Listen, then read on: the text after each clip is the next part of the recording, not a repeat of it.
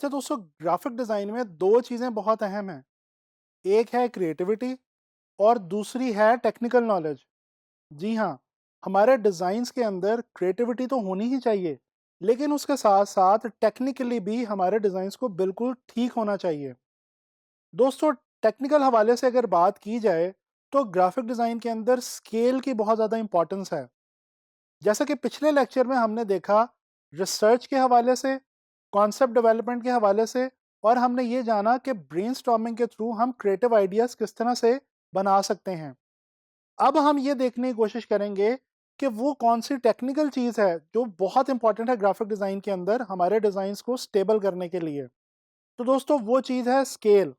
Scale से मेरी यहाँ पे मुराद है किसी भी चीज़ को मेज़र करना, चाहे वो कोई ऑब्जेक्ट है, कोई शेप है या कोई भी दूसरी चीज़। मेज़रमेंट का मतलब है स्केल। दोस्तों, एक मिसाल देखते हैं। फॉर एग्ज़ाम्पल, अगर आपको कोई घर बनवाना है और अपने घर के लिए आप आर्किटेक्ट के पास नक्शा बनवाने जाते हैं, तो मुझे ज़रा ये तो बताइए कि आप उस आर्किटेक्ट को सबसे पहले क्या इन्फॉर्मेशन प्रोवाइड करेंगे? जी, आप उसको ये बताएँगे कि आपके घर का स्केल क्या है, यानी कि उसका साइज़ क्या है। उसके बाद ही उसके नक्शे के हवाले से बाकी तमाम चीज़ों को डिसाइड किया जाएगा। दोस्तों, याद रखें, आप कोई भी चीज़ डिज़ाइन करने लगें, डिज़ाइन करने से पहले उसके स्केल के हवाले से तमाम इम्पोर्टेंट इन्फॉर्मेशन लाज़मी कलेक्ट कर लीजिए। होता यह है कि जब हम ऑनलाइन फाइनेंस मार्केटप्लेसेस पे काम कर रहे होते हैं, तो कुछ क्लाइंट्स ने तो अपनी डिज़ाइन ब्रीफ के अंदर ही डिज़ाइन के हवाले से स्केल या साइज़ के बारे में भी बताया होता है, जबकि बाज़ क्लाइंट्स ने ऐसा नहीं किया होता। तो कोशिश करें कि क्लाइंट से पूछ लें या वो इन्फॉर्मेशन किसी तरह से कलेक्ट कर लें कि आप जो भी चीज़ डिज़ाइन करने जा रहे हैं, एक्चुअली उसका स्केल क्या है। दोस्तों, स्केल की ग्राफिक डिज़ाइन में जो इम्पोर्टेंस है वो इस तरह से भी बहुत ज़्यादा है कि हमें मालूम है ग्राफिक डिज़ाइन में हम जो भी चीज़ डिज़ाइन करते हैं, उसने कहीं न कहीं किसी न किसी सूरत में जाके एग्ज़ीक्यूट होना होता है, प्रोड्यूस होना होता है। तो दोस्तों, प्रोडक्शन या एग्ज़ीक्यूशन के हवाले से स्केल बहुत ही ज़्यादा इम्पोर्टेंट चीज़ है। पोस्टर की एग्ज़ाम्पल ले लीजिए। अब पोस्टर मिसाल के तौर पे एक दीवार पे लगना है। ज़ाहिर-सी बात है कि उसका जो साइज़ होगा वो उसी दीवार के हवाले से डिसाइड किया जाएगा, जिस दीवार के ऊपर उसको प्रिंट होने के बाद जाके लगना है। अब पोस्टर डिज़ाइन करने से पहले हमें उस पोस्टर का उस वॉल के हिसाब से स्केल का अंदाज़ा लेना होगा और उसी स्केल के ऊपर उस पोस्टर को डिज़ाइन करना होगा। अदरवाइज़ जब वो पोस्टर प्रिंट होके आएगा, तो वो उस दीवार के हवाले से छोटा या बड़ा हो सकता है। अच्छा, इसी तरह से अगर हम बात करें मैगज़ीन ऐड की,